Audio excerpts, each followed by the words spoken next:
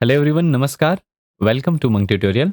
दोस्तों, आज के इस वीडियो लेक्चर में हम जानेंगे मौर्य काल और इसके बाद जो आने वाला काल है वो है शुंग वंश, शुंग काल के बारे में। ठीक है, मौर्य वंश और शुंग वंश के बारे में हम लोग समझेंगे। बेसिकली छत्तीसगढ़ से कौन कौन से साक्ष्य प्राप्त हुए हैं और मौर्यकालीन जो स्थल हैं, मौर्यकालीन अभिलेख हैं, मौर्यकालीन यात्रा वृत्तांत है, वो कहाँ कहाँ से प्राप्त हुए हैं, उनके बारे में भी समझने का प्रयास करेंगे। चलिए वीडियो की शुरुआत करते हैं बिना किसी देरी के। देखिए, प्रीवियस सेशन में हम लोगों ने महाजनपद काल जाना था, जिसके अंतर्गत हम लोगों ने बौद्ध धर्म और जैन धर्म को भी समझा। छत्तीसगढ़ में उनके साक्ष्य कहाँ से मिले, उन स्थलों के बारे में अध्ययन किया। मौर्य वंश की अगर हम लोग बात करें तो याद रखिएगा, मौर्य वंश का जो ईयर है वो है 322 से लेके 185 ईसा पूर्व। ईसा के जन्म से लेके 322 ईसा पूर्व से लेके कितना 185 ईसा पूर्व तक। ठीक है, अगर मौर्य का वंश की राजधानी की बात करें तो इसकी राजधानी थी पाटलिपुत्र, जो वर्तमान पटना आप मान सकते हैं। ठीक है, इमेज में हम लोग देखें तो ये वाला एरिया है, यहाँ है आपका क्या पाटलिपुत्र, जहां मैं स्टार बना रहा हूँ ये है आपका क्या पाटलिपुत्र। अगर मौर्य कालीन आपकी मौर्य साम्राज्य की जो भाषा थी वो राजभाषा क्या थी, पाली थी, और लिपि जो रहेगी वो ब्राह्मी लिपि।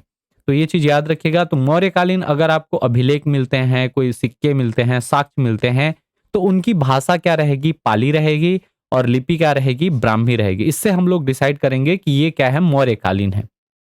क्लियर है। अब जो मौर्य वंश है, इसमें सबसे पहले हम लोग समझते हैं मौर्य वंश जो है, इस प्रकार का मौर्य साम्राज्य फैला हुआ था, आप मैप में देख पा रहे होंगे। ठीक है, इसमें प्रमुख शासक की अगर बात करें तो सबसे पहला नाम आता है चंद्रगुप्त मौर्य का। ये मौर्य वंश के संस्थापक माने जाते हैं। ठीक है, चंद्रगुप्त मौर्य के समय में भारत जो है वो समूचा भारत 5 प्रांत में विभक्त था। कितने प्रांत में? 5 प्रांत। मैप के माध्यम से समझते चलेंगे। सबसे जो पहला प्रांत था वो था प्राची, या जिसको मुख्य प्रदेश बोल सकते हैं, जो मगध का क्षेत्र था, और इसकी राजधानी थी पाटलिपुत्र। तो इसमें मैं आपको ड्रॉ करते जा रहा हूं, ये है आपका क्या, मगध। ये है मगध का क्षेत्र। क्लियर है। दूसरा कहलाता था उत्तरापद। उत्तरापद जो है ये आपका तक्षशिला वाला क्षेत्र, ये जो आपको देख पा रहे होंगे, ये वाला रास्ता कहलाता था उत्तरापद। ठीक है, इधर उत्तरापद था। आप इसमें ऐसा मान सकते हैं, ये वाला एरिया पूरा क्या था, उत्तरापद। ये उत्तरापद। ठीक है, ये कहलाता था प्राची। प्राची या फिर आप बोल सकते हैं मगध वाला क्षेत्र। तीसरा था आपका अवंती या उज्जैनी। तो यहां से ये वाला जो एरिया है ये था आपका क्या, अवंती। और चौथा था आपका इसके अलावा दक्षिणापथ। इस दक्षिणापथ में ये वाला आता है, ये एरिया। ठीक है, ये था आपका दक्षिणापथ। दक्षिणापथ। क्लियर है। और लास्ट देखिए, एक याद रखिएगा, एक था आपका कलिंग। ये जो है कलिंग, लेकिन ये कलिंग इसको अभी हटा दीजिए। कलिंग को इसलिए मैं हटाने के लिए बोल रहा हूं, कलिंग की राजधानी तोसली थी, दक्षिणापथ की राजधानी सुवर्णगिरी, अवंती की राजधानी उज्जैनी। ठीक है, अब ये कलिंग जो है, कलिंग वाला क्षेत्र, इसमें याद रखिएगा सबसे पहले जो चंद्रगुप्त मौर्य है वो शासक बने मगध के। ठीक है, प्राची के, जिसकी राजधानी पाटलिपुत्र थी। उसके बाद उन्होंने सेल्यूकस निकेटस को हराया, और उसके बाद सिकंदर, जिसको हम लोग बोलते हैं, सिकंदर को हराने के बाद 3 जो प्रांत हैं इनको भी उन्होंने जीत लिया। ठीक है, तो ये उत्तरापद, अवंती और दक्षिणापद चंद्रगुप्त मौर्य के शासनकाल में मगध से जुड़ा, और 4 प्रांत हो गए। लेकिन एक प्रांत जो था वो था कलिंग प्रांत। ये चंद्रगुप्त मौर्य ने विजित नहीं किया। याद रखिएगा, कलिंग पर विजय अशोक दिलाएंगे। ठीक है, चंद्रगुप्त मौर्य के जो पुत्र होते हैं उनका नाम रहता है बिंदुसार। ठीक है, इनके पुत्र का नाम बिंदुसार। और बिंदुसार के कहा जाता है 101 पुत्र थे। बिंदुसार की 16 रानियां थी और 101 पुत्र थे, जिसमें से 99 भाइयों को मार के अशोक बनते हैं राजा। ठीक है, कितने भाइयों को मार के?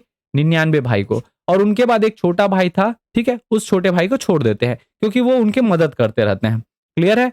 अब देखिए, इसमें हम लोग को छत्तीसगढ़ में जानना क्या है, तो याद रखिएगा, छत्तीसगढ़ जो है अर्थात तत्कालीन दक्षिण कोसल का उत्तरी क्षेत्र मौर्य साम्राज्य के प्राची प्रांत के अधीन था। इसमें आप देखेंगे, इस मैप को अगर मैं थोड़ा मिटाता हूं तो आप देखेंगे ये जो उत्तरी छत्तीसगढ़ है, ये वाला हिस्सा प्राची प्रांत के अंतर्गत आता था, किंतु मध्य एवं दक्षिण छत्तीसगढ़ कलिंग प्रांत के अधीन था। और ये वाला जो एरिया है ये किसमें था?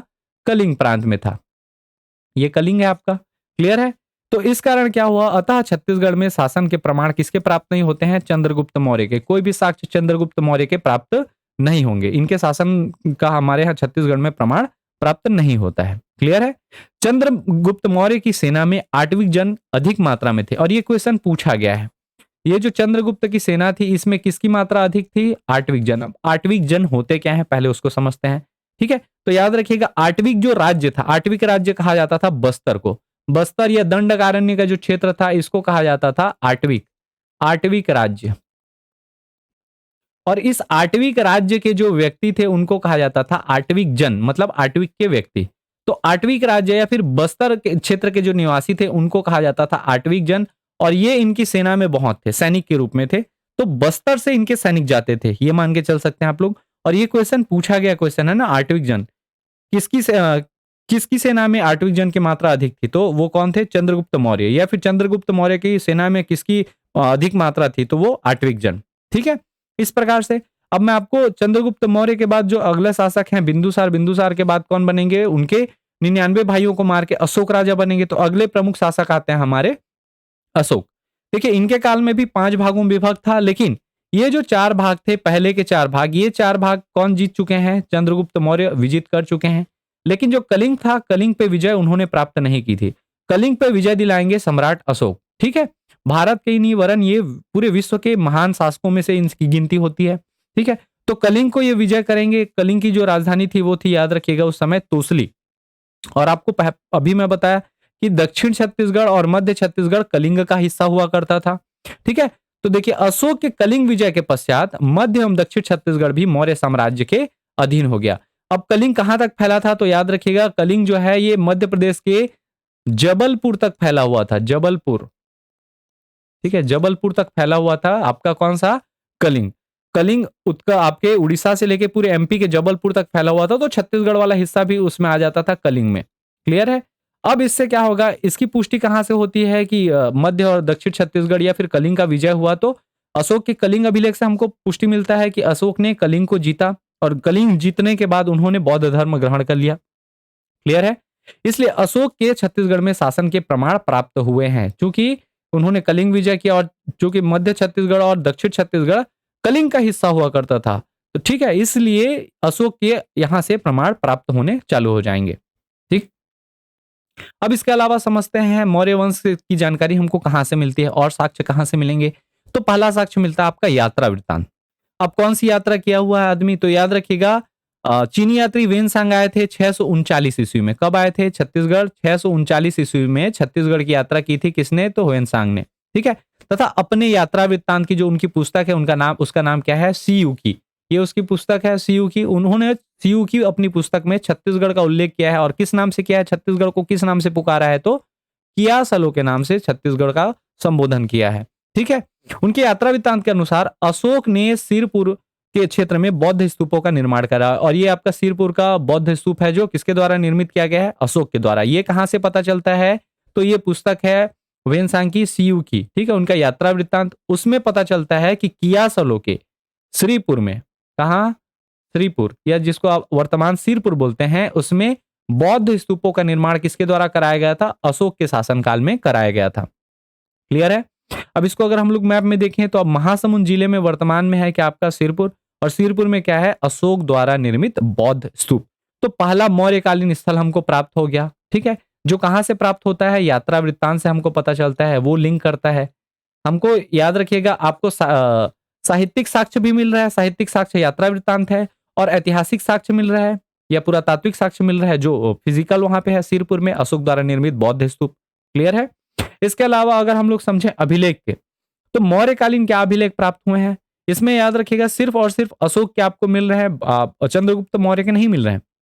अब अभिलेख में सबसे पहला चीज, सरगुजा जिले में रामगढ़ की पहाड़ी है, और उस रामगढ़ की पहाड़ी में 2 गुफाएं आप लोग जानते हैं, सीता बेंगरा की गुफा और जोगी मारा की गुफा। यहां से मौर्यकालीन शिलालेख प्राप्त हुए हैं, और इस शिलालेख की खोज जो है 1848 ईस्वी में कर्नल औसले के द्वारा की गई थी। ये हैं हमारे कर्नल औसले महोदय। इनके द्वारा 1848 ईस्वी में सीता बेंगरा और जोगीमारा गुफा की खोज की गई थी। क्लियर है? तो अगर आपको पूछे सीता बेंगरा, बेसिकली सीता बेंगरा की खोज पूछा जाता है। सीता बेंगरा गुफा की खोज किसने की? तो कर्नल औसले के द्वारा की गई थी। ठीक है, इन अभिलेखों की भाषा क्या है? तो याद रखिएगा अभिलेखों की भाषा पाली, और लिपि कैसी है? ब्राह्मी, जो हम लोग पहले ही देख चुके हैं। जब भी आपका मौर्य काल आएगा, मौर्य काल की भाषा और लिपि की अगर बात करें तो मौर्य काल में भाषा पाली रहेगी, लिपि ब्राह्मी रहेगी। ठीक है। मौर्य के बाद जैसे ही हम लोग दूसरे चले जाते हैं, शुंग वंश में चले जाएंगे, तो वहां आपकी भाषा जो चेंज हो जाएगी, संस्कृत हो जाएगी, याद रखिएगा, भाषा बदल जाएगी। तो इससे क्लियर होता है कि अगर आपको ब्राह्मी लिपि मिलती है, पाली भाषा मिलती है, तो वो सिर्फ और सिर्फ मौर्य वंश का ही होगा। क्लियर है। इन इसके अलावा अन्य शिलालेख कहां से प्राप्त हुए हैं, तो छत्तीसगढ़ में आरंग से एक शिलालेख मिला है और रायगढ़ से शिलालेख मिला है, जिनकी भी भाषा क्या है, पाली है, और लिपि क्या है, ब्राह्मी लिपि है, और जिससे हम लोग ये निष्कर्ष निकालते हैं कि ये भी मौर्य वंश का ही रहा होगा। क्लियर है। तो हमको कितने अभिलेख प्राप्त हो गए, सीता बेंगरा की गुफा से प्राप्त अभिलेख, जोगीमारा की गुफा, इसके अलावा आरंग और रायगढ़, 4 अलग अलग मिले हैं। ठीक, चलिए एक एक को देखते हैं। सबसे पहले सरगुजा जिले में पहुंच जाते हैं हम लोग। सरगुजा जिले का सीता बेंगरा की गुफा। सीता बेंगरा की गुफा याद रखिएगा, इसको छत्तीसगढ़ का अजंता भी कहा जाता है, छत्तीसगढ़ की अजंता के नाम से जाना जाता है। तो ये चीज इंपॉर्टेंट है, छत्तीसगढ़ की अजंता किसे कहा जाता है, तो सीता बेंगरा की गुफा को कहा जाता है। ये चीज याद रखिएगा। इसके अलावा सीता बेंगरा की गुफा जो है वो प्राचीनतम थिएटर या प्राचीनतम नाट्यशाला के रूप में भी जाना जाता है। छत्तीसगढ़ का सबसे प्राचीनतम नाट्यशाला या सबसे प्राचीनतम थिएटर कौन सा है, तो सीता बेंगरा की गुफा, सरगुजा जिले में। ठीक है। और इसी सीता बेंगरा की गुफा में अशोक के अभिलेख भी प्राप्त हुए हैं। अभिलेख मतलब आपके दीवालों पर उकेरा गया है। ठीक है, अशोक के अभिलेख। अब ये जो सीता बेंगरा की गुफा है, इसके खोजकर्ता कौन है, ये पूछ लिया जाता है, तो याद रखिएगा कर्नल आउसले हैं। क्लियर है। चलिए, सीता बेंगरा गुफा के बाद अगला जो एक गुफा है सरगुजा जिले में, वो है जोगी मारा की गुफा। जोगी मारा की गुफा में एक चीज इस आपका स्थिर है जो पूछ लिया जाता है, वो है वरुण मंदिर। इसको वरुण का मंदिर भी कहा जाता है, जोगी मारा की गुफा को। ठीक है। एक गाना आप लोग सुने होंगे, रमता जोगी। ठीक है, तो उससे आप एक चीज लिंक कर सकते हैं कि जोगी मारा की गुफा है, यहाँ प्रेम गाथा का वर्णन है। प्रेम गाथा का उल्लेख मिलता है किसका किसका, देवदासी सूतनु का। देवदासी का नाम क्या है, सूतनु का। और उसका जो प्रेमी था उसका नाम है देवदीन।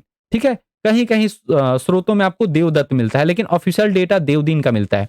तो सूतनु का और देवदीन की प्रेम गाथा का उल्लेख कहां है, जोगीमारा की गुफा में है। और जोगीमारा गुफा को ही वरुण का मंदिर भी कहा जाता है, ये चीज याद रखिएगा। अब जो ये जोगीमारा की गुफा की प्रेम गाथा का उल्लेख है, इसको डिकोड किसने किया, इसको पढ़ा किसने, तो याद रखिएगा डॉक्टर संतलाल कटारे जी हैं। उन्होंने सर्वप्रथम इसका अध्ययन किया। इनकी जो प्रेम गाथा वहां उकेरी गई है दीवारों पर, वो अभिलेखित किया गया है, शिला में क्या किया गया है, लिखा गया, तो उसको शिलालेख या फिर अभिलेख बोल सकते हैं। क्लियर है। तो किसके द्वारा इसका अध्ययन किया गया, डॉक्टर संतलाल कटारे जी के द्वारा जोगीमारा की गुफा की जो गाथा है, प्रेम गाथा, उसको अध्ययन किया गया है। ठीक है, यहां तक क्लियर है। अब इसके बाद हम लोग पहुंच जाते हैं इसका जो ऑफिशियल डेटा है। ये डेटा याद रखिएगा archaeological survey of India ASI के द्वारा दिया गया है। अब ये जो डेटा है वो क्या कहता है, सीता बेंगरा एवं जोगी मारा की गुफा, ये डेटा मैं आपको बता दे रहा हूं। ठीक, इसकी अवस्थिति कहां है, तो रामगढ़ की पहाड़ी, उदयपुर तहसील, उदयपुर जिला सरगुजा। सीता बेंगरा एवं जोगी मारा गुफा प्रारंभिक भारतीय प्रस्तर उत्खनित संरचना का एक प्रमुख उदाहरण है जो छत्तीसगढ़ में स्थित है। सीता बेंगरा एक लघु आकार की गुफा है जहां पर सीढ़ियों द्वारा पहुंचा जा सकता है। इसका भूविन्यास आयताकार है, ये चीज याद रखिएगा। इसका भूविन्यास कैसा है, आयताकार है। सम्मुख भाग में समतल छत है। गुफा 14 मीटर लंबी, 14 मीटर क्या है, लंबी, 5 मीटर चौड़ी तथा 1.8 मीटर ऊंची है। ये किसकी बात हो रही है, ये हो रही है सीता बेंगरा की। ठीक है, डायमेंशन यहां कभी आपको दे दे, क्वेश्चन का लेवल टफ करना रहा तो, गुफा की लंबाई है 14 मीटर, चौड़ाई है 5 मीटर और ऊंचाई है 1.8 मीटर। गुफा के सामने अर्धचंद्राकार प्रस्तर उत्खनित बेंच का निर्माण किया गया है। प्रस्तर मतलब पत्थर से, ठीक है, उकेरा गया है। गुफा के पूर्वी दीवार पर अशोक कालीन ईसा पूर्व 3री शताब्दी ब्राह्मी लिपि में उत्कीर्ण अभिलेख है, और वो अभिलेख कुछ इस प्रकार का दिखाई देता है। क्लियर है, ये वो अभिलेख है जो उस दीवार पर उत्कीर्ण किया गया है। किस दीवार पर, तो याद रखिएगा पूर्वी दीवार पर। और ये जो डेटा बता रहा हूं ये ऑफिशियल डेटा है, सरकारी आंकड़ा है, आप कोई भी जाकर ये पढ़ सकता है। ठीक है, तुलनात्मक छोटी आकार में उत्खनित। अब जोगी मारा की गुफा जो है, सीता बेंगरा हम लोग देख चुके हैं, तो सीता बेंगरा से जोगी मारा की गुफा क्या है, छोटी है। इसकी लंबाई कितनी है, तो याद रखिएगा लंबाई है 3 मीटर। जोगी मारा गुफा की लंबाई कितनी है, 3 मीटर। चौड़ाई कितनी है, तो याद रखिएगा इसकी चौड़ाई है 1.8 मीटर। चौड़ाई 1.8 मीटर। ठीक, और ऊंचाई कितनी है, तो ऊंचाई भी 1.8 मीटर है। दोनों का हाइट जो है 1.8 मीटर ही है, ये ध्यान में रखिएगा। ठीक। उत्तर पूर्वाभिमुखी इस गुफा का आंतरिक भाग गज पृष्ठाकार है, जिसके अंदर विभिन्न प्रकार के चित्रण के साथ साक्ष्य ईसा पूर्व तीसरी द्वितीय शताब्दी का ब्राह्मी लिपि में अभिलेख उत्कीर्ण है। अभिलेख में देवदासी सूतनुका एवं रूपदेह देवदीन के प्रेम प्रसंग का उल्लेख है। संभवतः यह देवदासी प्रथा का प्रारंभिक उल्लेख है। गुफा में निर्मित चित्रों में नृत्य समूह, फूलदार पौधे, ज्यामिति अलंकरण, मत्स्य और पशु समूह आदि प्रमुख हैं। अभिलेख का हिंदी रूपांतरण निम्नलिखित है। इसमें नाम जो दिए गए हैं, जैसे सूतनुका है, देवदासी है, सूतनुका नाम का देवदासी है, ठीक है, या देवदीन नाम का क्या है, रूपदेव है, इस टाइप का अलग अलग। तो ये चीज याद रखिएगा, ये जो नाम है आप ध्यान से देखेंगे तो यहां पे नाम दिया हुआ है देवदीन, ये ध्यान रखिएगा, नाम क्या है, देवदीन है। ठीक है, ये नाम देवदीन दिया हुआ है और देवदासी का नाम क्या है, सूतनुका। क्लियर है। चलिए हम लोग अब समझते हैं मौर्यकालीन मुद्राएं। सबसे ज्यादा मौर्यकालीन मुद्राएं मिली हैं। तो मौर्यकालीन मुद्रा याद रखिएगा क्या होती थी, तो मौर्यकालीन जो मुद्राएं होती थी वो आहत या फिर पंचमार्क वाली मुद्राएं होती थी और प्रायः चांदी की हुआ करती थी। अब इसमें हम लोग अगर समझें, जो मुद्रा होती थी चांदी की आहत मुद्रा, वो इस प्रकार से दिखती थी। अब एक वर्ड आता है आहत मुद्रा, प्रीवियस क्लास में भी हम लोग देखे आहत मुद्रा या फिर पंचमार्क कॉइन जिसको बोलेंगे, वो क्या होता है, तो उसको समझ लेते हैं। ठीक है, देखिए आहत सिक्कों को धातु के टुकड़े पर विशेष ठप्पा मार के या पीट कर बनाया जाता है। मतलब मान के चलिए आपका ये क्या है, धातु का ये टुकड़ा है, इस पे कुछ एक चिन्ह है, मान लीजिए हम लोग एक चिन्ह लेते हैं मोर का चिन्ह। इस मोर के चिन्ह के ऊपर में हम लोग क्या करेंगे, जैसे स्टैंप लगाते हैं वैसे ही उसको रखेंगे और हथौड़े से मार देंगे। ठीक है, वो धातु के टुकड़े में, ठीक, विशेष ठप्पा मार के उसको बना देंगे। अब इससे क्या होगा कि आहत सिक्कों पर जो भी चिन्ह रहेगा वो छप जाएगा। ठप्पा मारेंगे तो वो पीट कर क्या हो जाएगा, उस पर छप जाएगा।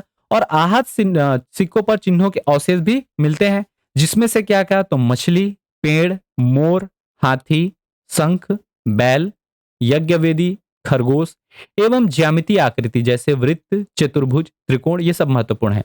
लेकिन याद रखिएगा मौर्यकालीन मुद्राओं में सबसे ज्यादा इंपॉर्टेंट है आपका मोर।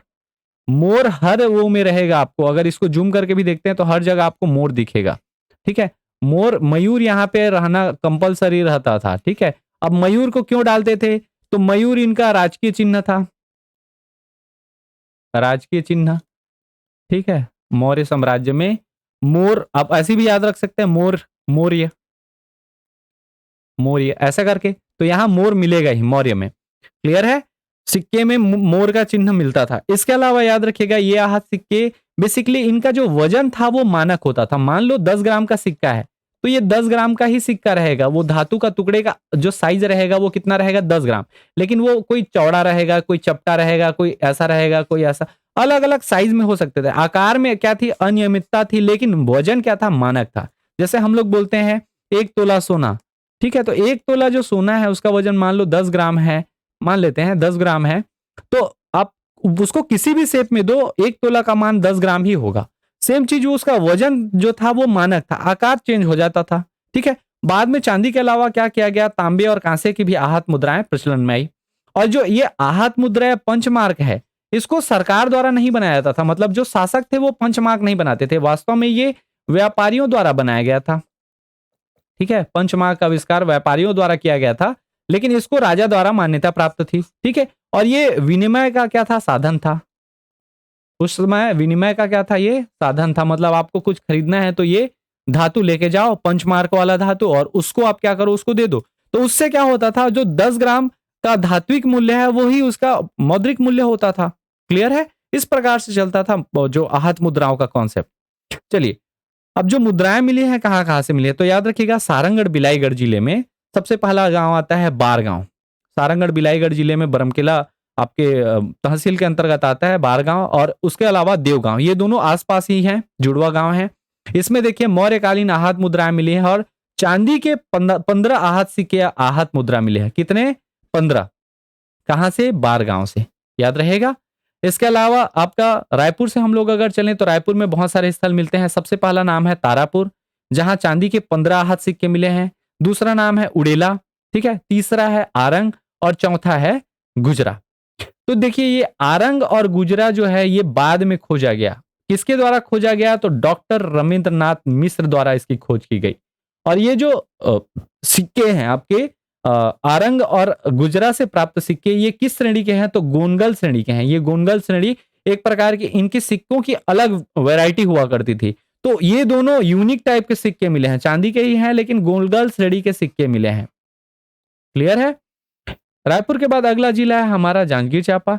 जांजगीर चांपा में कौन सा जगह है? तो याद रखिएगा ठठारी, यहां से मौर्यकालीन आहत मुद्रा मिली है। ठीक है, और सर्वाधिक जो चांदी के 253 आहत मुद्रा मिले हैं। चांदी के कितने सिक्के मिले हैं? 253 आहत मुद्रा। कहां से? जांजगीर चांपा के ठठारी से। क्लियर है? यहां इस आहत मुद्रा में आपको याद रखिएगा अल्पकारी चित्र भी अंकित है। ठीक है, अल्पकारी चित्र जो हम लोग देखे थे, मोर, बैल, अलग अलग प्रकार के चित्र, तो इन आहत सिक्कों में अल्पकारी चित्र भी यहाँ अंकित है, जो पंचमार्क में ऑलरेडी रहता था। शक्ति जिले में अगर पहुंचे तो शक्ति जिले में आपकी मौर्यकालीन आहत मुद्रा मिली है अकलतरा से। ठीक है, और ये आपका सबसे सर्वाधिक होता है। जांजगीर में देखिए, ये जांजगीर में था 253, यहां था 259। ठीक है, तो हाईएस्ट मौर्यकालीन सिक्का कहां से मिला? अकलतरा से मिला। तो ये डेटा इंपॉर्टेंट है। ठीक है, इसके अलावा अकलतरा के बाद हम लोग अगर देखिए, इसमें आप एक चीज ध्यान रखिएगा, जितने भी आपको चांदी के पंचमार्क मिलेंगे, आहत सिक्के मिलेंगे मौर्यकालीन, उसको याद कैसे करें? तो एक है आपका बारगांव, बार, फिर देवगांव, तारापुर, उड़ेला। ठीक है, उसके अलावा आरंग, गुजरा। ये चारों जो हैं रायपुर के हैं, ये सारंगढ़ बिलाईगढ़ के हैं। अकलतरा आपका शक्ति का है, और ठठारी कहाँ है? जांजगीर चांपा का है। क्लियर है? चलिए, अब इसके अलावा छत्तीसगढ़ में मौर्यकालीन अन्य स्थलों की अगर हम लोग बात करें तो सबसे पहला जो स्थल है वो मनेन्द्रगढ़ चिरमिरी भरतपुर में है। वो है, जगह का नाम है कोटाडोल। ठीक है, कोटाडोल से क्या प्राप्त हुआ है? तो याद रखिएगा, कोटाडोल से अशोककालीन मूर्तियां प्राप्त हुई हैं। अशोक काल में जो मूर्ति बनाई जाती थी, उस टाइप की मूर्ति छत्तीसगढ़ के मनेन्द्रगढ़ चिरमिरी भरतपुर जिले के कोटाडोल से प्राप्त हुई अशोक काल की मूर्तियां। क्लियर है? इस प्रकार की मूर्तियां थी। दूसरा स्थल है हमारा बिलासपुर। बिलासपुर में है मल्हार। मल्हार में क्या मिला? तो याद रखिएगा, मौर्यकालीन तांबे और सिक्के की आहत मुद्राएं, और ये यूनिक बनाते हैं। जितने भी आहत मुद्राएं मिली हैं मौर्यकालीन, सारे के सारे चांदी के थे, लेकिन ये कैसे हैं? तांबे और शीशे की आहत मुद्रा। कहां से मिला है? बिलासपुर के मल्हार से। क्लियर है? इसके अलावा अगला स्थल है हमारा गरियाबंद। गरियाबंद जिले में याद रखिएगा सिरकट्टी नाम का एक जगह है। सिरकट्टी गांव है वास्तव में, और ये पैरी नदी के किनारे है। तो सिरकट्टी गांव में, पैरी नदी के किनारे बसा हुआ जो गांव है, उसमें मौर्यकालीन गोदी बेड़ा, जिसको वर्तमान में हम लोग बंदरगाह है या पोर्ट बोलते हैं, उसके साक्ष्य मिले हैं। तो मौर्य काल में ये जो जगह था, सिरकट्टी नामक जो गांव, ये बंदरगाह हुआ करता था। इसके साक्ष्य हमें प्राप्त हुए हैं। क्लियर है? इसके अलावा सरगुजा जिले में एक स्थल आता है, और वो स्थल है कपाटपुरम। सरगुजा जिले में वो स्थल है कौन सा? कपाटपुरम। यहां से क्या प्राप्त हुआ है? तो यहां से अशोक का लाट प्राप्त हुआ है। अशोक का लाट जो है, लाट मतलब स्तंभ, इस प्रकार का अशोक का स्तंभ प्राप्त हुआ है। ठीक है, और ये जो अशोक का स्तंभ है, ये अशोककालीन स्तंभ है। अगर इसका डेटिंग किया गया तो उससे पता चला कि ये क्या है? अशोक के समय काल का है। ठीक है, अब जो ये अशोक की लाट थी या स्तंभ था, ये राजकीय चिन्ह बनाया गया बाद में, जो सारनाथ स्तंभ में भी यूज किया गया, आपको पता होगा, जो हमारा राजकीय चिन्ह है। ठीक है, तो इसी प्रकार का जो भारत का राजकीय चिन्ह है, ये भी वही है ना, अशोक की लाट में वही चीज है आपका। क्लियर है? तो ये कहां से मिला है? सरगुजा के कपाटपुरम से। ऐसा है कि मौर्य वंश आपको समझ आ गया होगा। देखिए, मौर्य वंश के बाद हम लोग अगला जो वंश होता है वो है सातवाहन वंश, लेकिन यहां थोड़ा सा हम लोग सुधार करेंगे। मौर्य वंश के बाद एक और वंश के बारे में जानेंगे, वो है शुंग वंश, और यहां एक सुधार करेंगे, मिंग वंश के बाद जानेंगे हम लोग मित्र वंश। तो देखिए, अगला जो वंश है हमारा शुंग वंश। शुंग वंश पढ़ा क्यों जा रहा है? वैसे उतना बड़ा वंश नहीं है छत्तीसगढ़ के परिप्रेक्ष्य से, क्योंकि हम लोग छत्तीसगढ़ का इतिहास देख रहे हैं, लेकिन इसको पढ़ना इसलिए पड़ रहा है क्योंकि शुंग वंश के कुछ साक्ष्य छत्तीसगढ़ से प्राप्त हुए हैं। तो चलिए स्टार्ट करते हैं शुंग वंश का। शुंग वंश की अगर हम लोग बात करें तो ये कुछ कुल इस प्रकार से फैला हुआ था शुंग डायनेस्टी, और इसका जो समय काल था वो 185 ईसा पूर्व से लेकर 73 ईसा पूर्व के बीच में था, दूसरी सदी से लेकर पहली सदी ईसा पूर्व में। ठीक है, अगर बात करें इसकी राजधानी की, तो इसकी राजधानी थी पाटलिपुत्र या विदिशा। ठीक है, बाद में विदिशा भी कर दी गई। ये पहले प्राथमिक राजधानी क्या थी? पहली राजधानी थी ये पाटलिपुत्र, और दूसरी राजधानी हो गई विदिशा। क्लियर है? अब देखिए, इसकी अगर भाषा की बात करें तो शुंग वंश के जो शासक थे, इन्हें ब्राह्मण माना जाता है, और इनकी जो भाषा रही होगी वो संस्कृत। ठीक है, इनकी जो भाषा मिलती है वो संस्कृत मिलती है। प्रमुख शासक की अगर बात करें तो कुल पुराणों से पता चलता है कि शुंग वंश में कुल 10 शासक हुए। ठीक है, कौन कौन से? तो सबसे प्रथम शासक हुए पुष्यमित्र शुंग।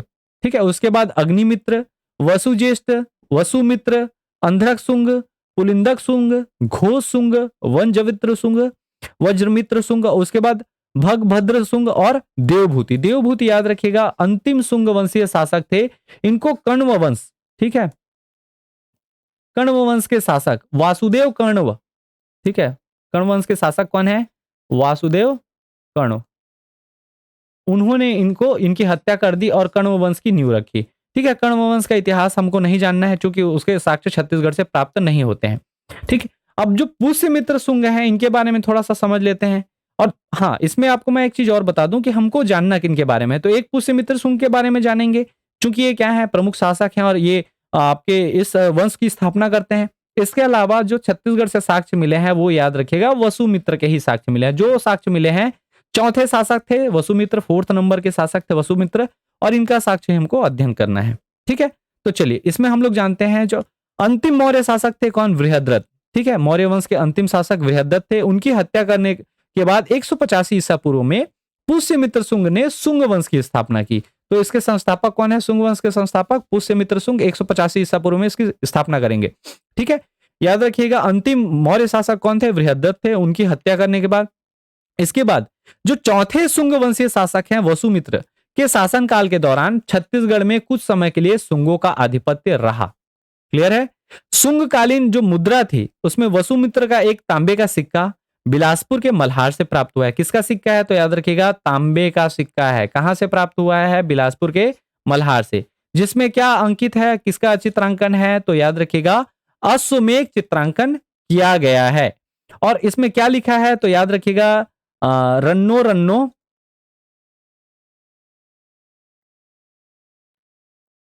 वसुमितस, रन्नो रन्नो वसुमितस करके उत्कीर्ण किया गया है इस सिक्के पर। किस प्रकार का सिक्का है? तो तांबे का सिक्का है ये। ठीक है, और ये भी आपका क्या है? उत्कीर्ण किया गया सिक्का है। क्या उत्कीर्ण है इसमें? तो रन्नो रन्नो वसुमितस। क्लियर है?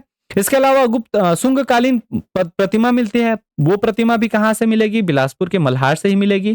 तो आपको सिक्का भी मिल रहा है कहां से? मल्हार से, और प्रतिमा भी मिल रहा है कहां से? मल्हार से। दोनों मल्हार से ही प्राप्त हो रहे हैं। अब इस प्रतिमा को देखने के बाद डॉक्टर श्याम कुमार पांडे जी ने यह निष्कर्ष निकाला कि यह सर्वप्रथम अभिलेखित प्रतिमा है जिस पर शुंगकालीन लिपि में लेख उत्कीर्ण है। ठीक है, इस प्रतिमा में शुंगकालीन लिपि कौन सी थी? संस्कृत में वो लिखते थे, देवनागरी लिपि में। तो संस्कृत में आपकी क्या है? लिपि से उल्लेखित किया गया है। क्लियर है? तो इस प्रकार से शुंग वंश में हमें साक्ष्य कहां से मिलते हैं? तो बिलासपुर के मल्हार से एक तांबे का सिक्का मिलता है। किसका? वसुमित्र का। इसके अलावा मल्हार से ही शुंगकालीन प्रतिमा प्राप्त होती है। आशा है ये चीजें आपको समझ आ गई होंगी। अब बिलासपुर में जो जगह है उसको अगर देखें तो मल्हार, यहाँ वसुमित्र का तांबे का एक सिक्का और शुंगकालीन अभिलेखित प्रतिमा प्राप्त हुई है। क्लियर है? चलिए, हम लोगों ने आज क्या क्या जाना? तो हम लोगों ने जाना मौर्य वंश के बारे में और शुंग वंश के बारे में। अगले क्लास में हम लोग जानेंगे सातवाहन, कुषाण और मेघ वंश के बारे में। ठीक है, यहां तक वीडियो पूरा देखने के लिए धन्यवाद। अगर वीडियो पसंद आता है तो प्लीज वीडियो लाइक करें। चैनल पर आप नए हैं तो चैनल सब्सक्राइब करें। मिलते हैं बहुत जल्द अगले वीडियो में। तब तक के लिए जय हिंद, जय भारत, वंदे मातरम।